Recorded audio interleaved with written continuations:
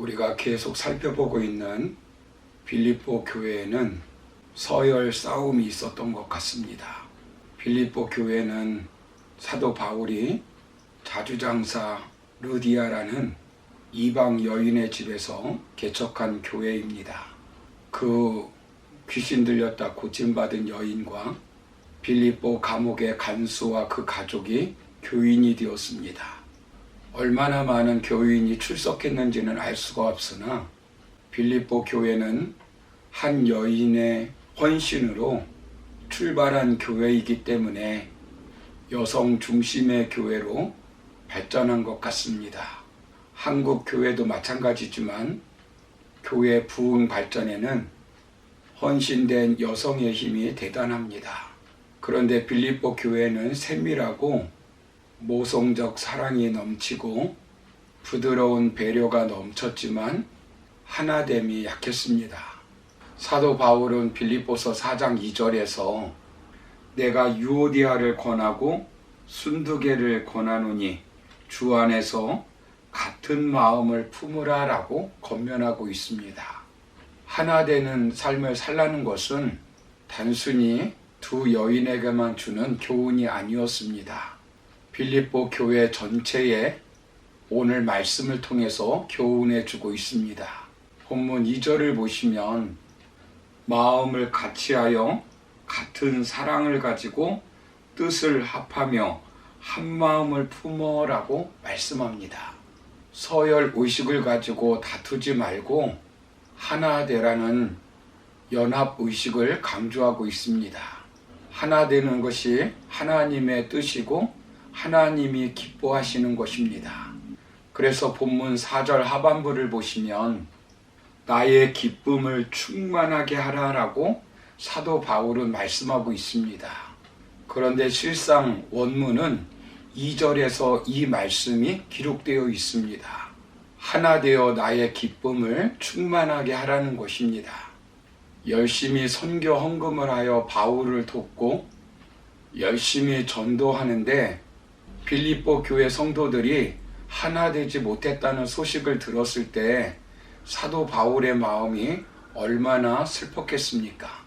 하나 되지 못하는 교인들을 보면 하나님 아버지께서 얼마나 마음이 아프시겠습니까? 그렇다면 왜 우리가 하나 되는 삶을 살아야 될까요? 먼저 우리는 그리스도로부터 끊임없는 권면을 받았기 때문입니다. 1절 상반부를 보시면 그러므로 그리스도 안에 무슨 권면이나 라고 말씀합니다. 여기서 강조하는 것은 그리스도 안에입니다. 우리가 그리스도 안에 거하기 때문에 우리는 필연적으로 그리스도를 중심으로 하나가 되어야 합니다. 우리는 원래 남남이었습니다. 서로 아무 관계도 없는 사람들이었습니다. 그러나 영적으로 거듭남, 즉 중생을 통하여 하나님을 아버지라고 같이 부르는 영적 형제가 되었습니다. 다시 말씀드리면 우리는 영적 가족이 되었습니다. 그러므로 그리스도인은 하나가 되어야 합니다. 그런데 우리가 하나가 되어야 할 구체적인 이유 중에 하나가 주님의 권면 때문이라는 것입니다. 그런데 주님은 우리에게 어떻게 권면하고 있습니까? 여기 권면이라고 하는 헬라어의 의미는 격려, 권고, 위로, 위안 등의 의미가 있습니다. 보혜사 성령과 어근이 같은 말로 부름받은 사람이기 때문에 빌립보 교인들은 이미 예수님 안에서 하나됨의 권면을 받았다는 것입니다. 예수님이 권고하고 훈계가 이미 있다는 것입니다. 하나 되는 삶은 우리의 필요나 우리의 목적 때문이기보다는 우리 주님의 권고이기 때문에 우리는 하나 되는 삶을 살아야 합니다. 요한복음 17장 11절을 보시면 나는 세상에 더 있지 아니하오나 그들은 세상에 있사옵고 나는 아버지께로 가옵나니 거룩하신 아버지여 내게 주신 아버지의 이름으로 그들을 보존하사 우리와 같이 그들도 하나 되게 하옵소서라고 말씀합니다.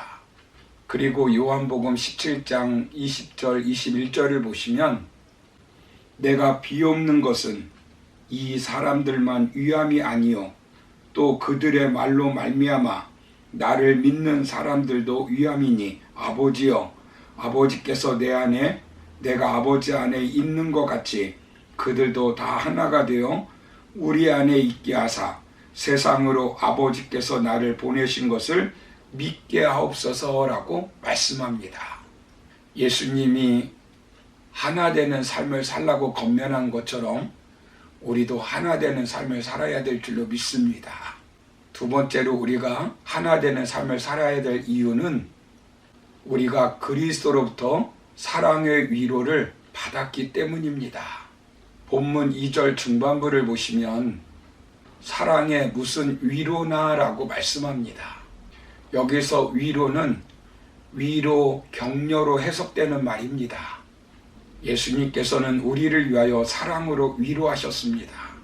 우리가 고통과 고난에 처할 때 그 크신 그리스도의 사랑으로 우리를 위로해 주었습니다. 고린도 후서 1장 4절을 보시면 우리의 모든 환난 중에서 우리를 위로하사 우리로 하여금 하나님께 받는 위로로서 모든 환난 중에 있는 자들을 능히 위로하게 하시는 이시로다라고 말씀합니다. 이미 빌립보 교인들은 십자가의 아가페적인 사랑에 의하여 위로를 받았습니다. 나를 위로해 주지 않고 격려해 주지 않는다고 분열되고 다툴 필요가 없습니다. 이미 십자가의 사랑으로 위로를 받았기 때문에 그 위로로 하나가 되어야 합니다. 세 번째는 성령의 교제가 있기 때문입니다. 2절 중반부를 보시면 성령의 무슨 교제나라고 말씀합니다. 성령의 교제는 성령 안에서의 교제입니다. 우리는 성령을 모시고 살기 때문에 성령 안에서 영적인 교제가 제대로 진행된다면 하나 될 수밖에 없습니다.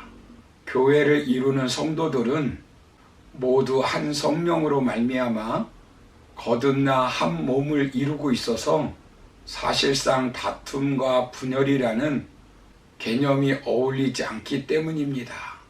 코이노니아를 특징으로 하는 교회는 개인의 이익을 목적으로 모인 이익단체나 영리를 목적으로 구성된 사단 법인과는 그 본질적 성격부터 다르기 때문입니다.